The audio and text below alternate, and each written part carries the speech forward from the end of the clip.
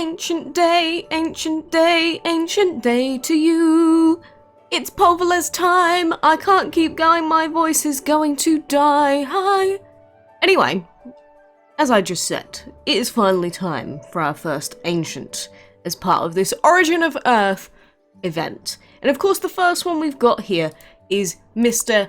Poleveles, being the Dragon Board Ancient Dragon. We did get him through opening up 220 of the Ancient Guaranteed chests as part of the event. So without further ado, we've got his egg here, and it's actually got eyes on his egg. If you've not seen before, this is a scary egg. This is a scary, scary egg. But either way, there he is, Ancient Poleveles boy. So, Poleveles, of course, is an ancient earth and wind dragon, which does mean that earth, pretty useful, especially in dungeon. It's just a question of whether you really want the wind element, but he can be used on a team, especially if he is your only ancient in the meantime, because he will help you out tremendously with a lot of different things if you don't have an ancient yet. So the ancient earth dragon of wind, Poleveles, is an ornery and vengeful creature who brings both inclement and beneficial weather to Dragonlandia's burgeoning society. It has complicated views on humans. You know, that's understandable. I imagine most people have complicated views on humans. Like, imagine if it's like, you encounter someone that you just cannot get along with. It's like, I feel like they just have complicated views on humans. I can see that, but you know, he's got his rocks that just sort of float off of him and then dissipate into nothing. So I guess that is little Poleveles over here. But regardless, we will be feeding up Poleveles, of course, because ancients give a lot of DCP, and just like any other dragon, if we level them up, they do give bonus DCP as well. And I guess we'll take him in for a quick battle or two, see what he looks like in a fight. I'm actually going to throw him up to level 25 just for the fun of it. We've got enough food for now. You know, we get through our Enchantment Arena fights usually. But Poleveles, very cool looking ancient. I think he's grown on me, and his initial art that they showcased him with looks slightly different to how he comes across in game. But I like him. He's our first ancient from this event, and you know, it marks a good start. So what we have left to do in terms of this ancient event now, of course, is collect Tezacueva, who we're going to get through the collection, and Fundiju, who is going to be the questionable one. It's just Tezacueva, we're almost at Skunk. If we check our Dragon Board event progress, we are currently at 12 out of 20 on the final chapter. We're nearly there. We are so close. I could gem it right now, but I'm not going to, because we can do all of our quests, get more points. And for Fundiju, we still haven't really gotten any closer to actually finishing off Fundiju. So we're still sitting at 244 pieces without bonus pieces. But what do you think? With 622 gems, do you think we'd be able to gem it? I think we'd be super close. I think if I were to do it, it would be a risk. But is the risk worth it? Possibly.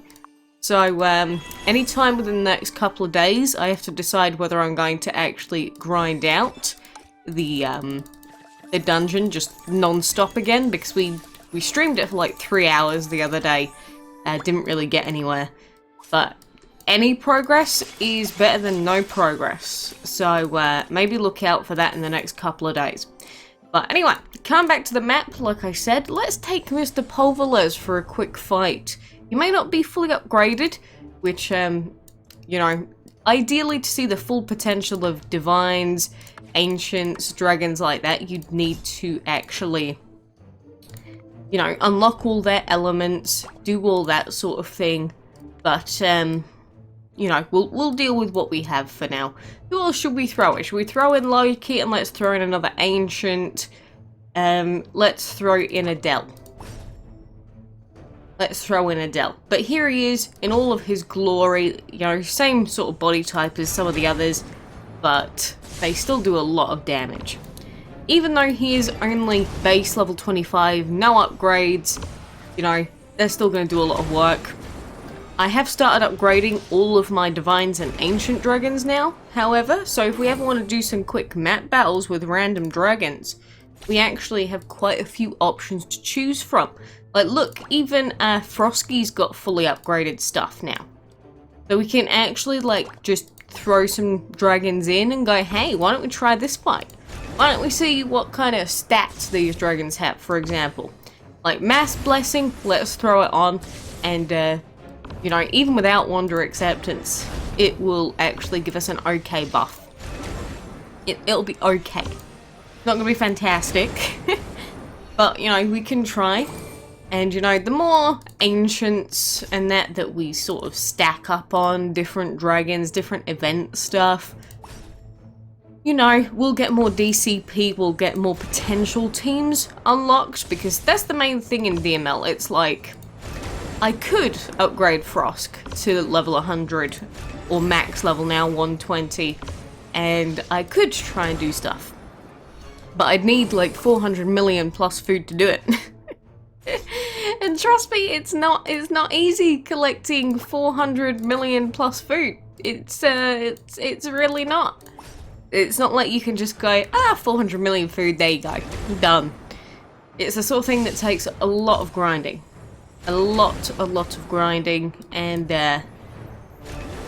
you know, in the meantime, you'll probably be stuck with dragons that are suboptimal, or in my case, my dungeon team may be suboptimal, but it still does way more than we need it to. As in, this week I've been getting consistently at a minimum, usually 85 plus, but I tend to go above 100 KOs this week. My max I think is 111, which I know is not the max KO count out there, but you know, for a team that technically speaking is pretty suboptimal in terms of Nezha having so many roles, it's really not doing too bad. Even though this is Fire Week, and this is going to be a really good week for anyone to grind dungeon, but still, I'll take any wins that I can get. But anyway, since it was Friday yesterday now, so it's the weekend now, don't forget that we do have black market stuff in terms of enchantment tickets, dragon tickets.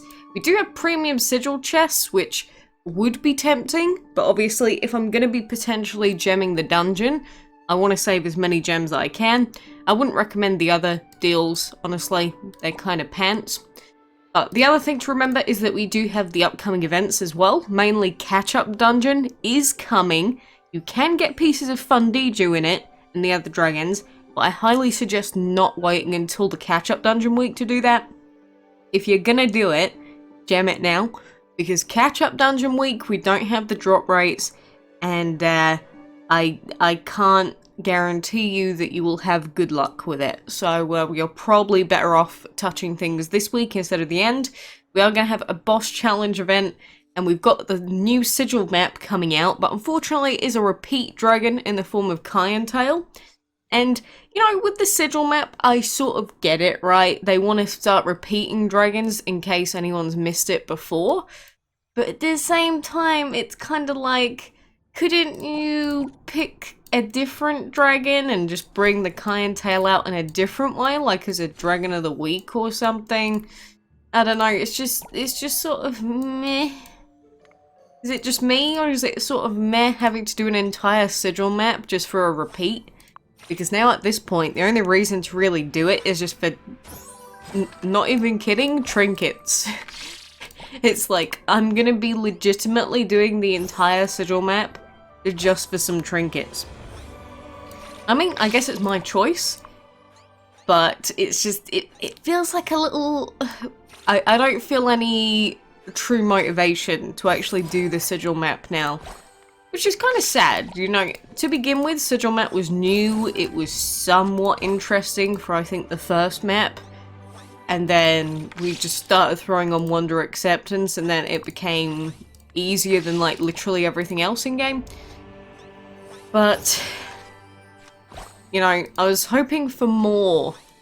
I don't know exactly what, but just something more out of the Dragon sigil map campaign stuff. But maybe that's just me. I have too high expectations, blame me.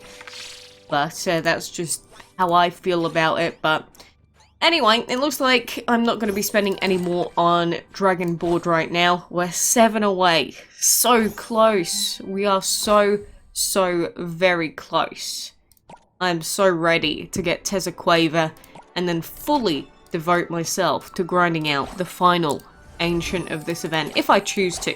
What do you think? Do you think I should grind out that last dragon and Frim Roja? Because, like I've said before, it's like, what else am I going to do with my gems? Open up the premium sigil chest that'll probably just give me a bunch of rebirths. I could do that, or I could actually just do lots of dungeon grind and potentially get in Roja. Don't know. Choices need to be made, and they need to be made fast. But I don't know, maybe I'll be streaming more dungeon and just whacking my face against a wall as I do so. I don't know, we'll see, won't we? I guess we'll see. Anyway, we should probably do a few of our Enchanted Arena fights, I'll be honest. Since I've been playing a few other things, my dedication has been waning on the Enchanted Arena a little bit. Because I still think that the Enchanted Arena needs a lot of work. And now, I don't think that's just me that thinks that. That's not me being like a negative Nancy about this. I think it is something that is just inherently broken for a lot of people still.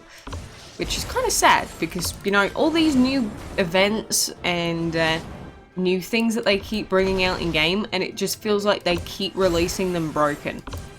Mainly the new Dragon's Delight event. Not gonna lie, that was a really poor show. It was really bad. I don't think I have anything positive to say about the new Dragon's Delight event, apart from Joker items, and that's it. And Enchanted Arena, you can see that they've tried to sort of implement a ranked style that you see in a lot of other games, but they just made it pay to win as hell, and buggy as hell, and exploitable as hell. And I don't think it's actually gone very well. And oh my goodness, this could be an interesting set of fights. Which one's going to be the easiest? This one? This one, maybe? These guys don't have any damage sigils apart from the witchcraft mainly. Oh, really? You're gonna do that to me? You're gonna do me dirty like this game? You're already gonna frighten me? Fine. Fine. You wanna play like that? I'll play like that game. Doesn't bother me. You know, so many times in Enchanted Arena, I have randomly been hit by the most random and annoying of things. And I swear to goodness gracious, it is just so annoying. Because there's just nothing I can do about it. Like here, I don't know if we can win. I don't know if we can actually win. I think he's gonna kill us. No, you're not? Okay. I was actually expecting us to die there. But, you see what I mean? It's just, some of the fights go so weirdly. Very weirdly. I guess, in that sense, it can be a lot more interesting, but I remember one fight, I think it was yesterday, I went up against a Radiant in the first slot, and you would never believe, but this Radiant dazzled me 3 turns in a row on the exact dragon I needed it to not dazzle me on, and it won the fight. A Radiant dragon. I'm glad that I was not streaming at the time, because I cannot even begin to describe the mold that I experienced.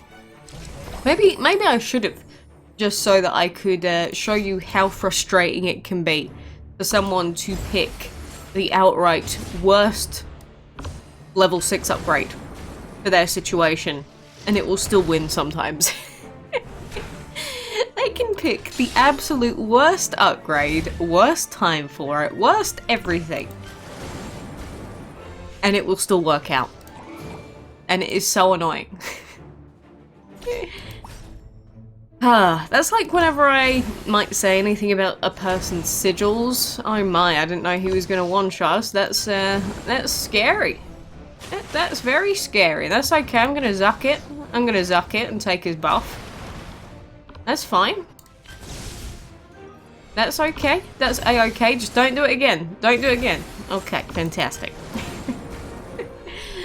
Don't zuck it, Bahashir. Don't suck it. Don't suck me.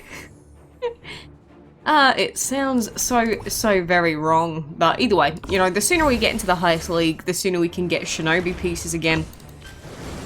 Which, I know that can feel disheartening. I get the reason for ranked resets, but doing them so soon, I don't know if I agree with doing them every month. Mainly because that just incentivizes pay to winning. And way too much pay to winning at that. But anyway, we opened up some chests. We are nearly back to Ancient League, and then we can start spamming the shinobi piece grinding again. But any whoosies, for now, it is going to be an interesting journey, seeing if we can get Teza for free, you know, without actually having to gem anything, and going on that long, arduous, continued dungeon grind.